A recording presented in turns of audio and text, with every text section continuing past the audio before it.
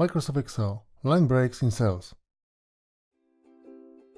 In this video you will learn how to insert multiple text lines into the cells, how to copy a table from Excel to Word and back, without problems with Excel line breaks.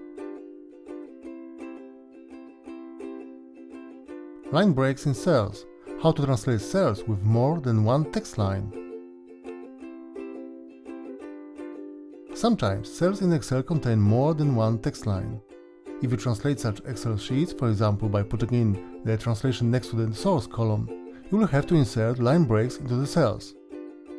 In such case, you have to use the keyboard shortcut Alt-Enter.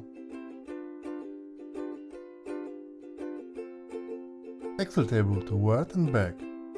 How to copy a table from Excel to Word and back when cells contain multiple text lines. Sometimes we copy Excel tables to Microsoft Word, where you can translate them more comfortable.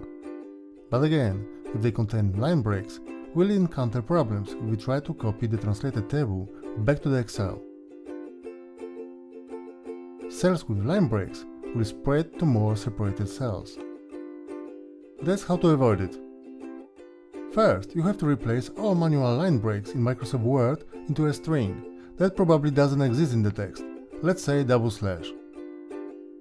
Run the command find and replace and change manual line break to the string.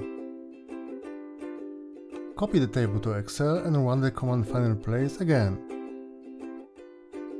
Insert // into the first field and click the second field.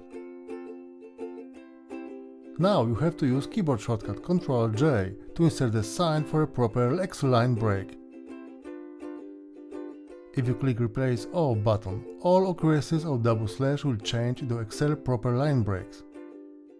That's it.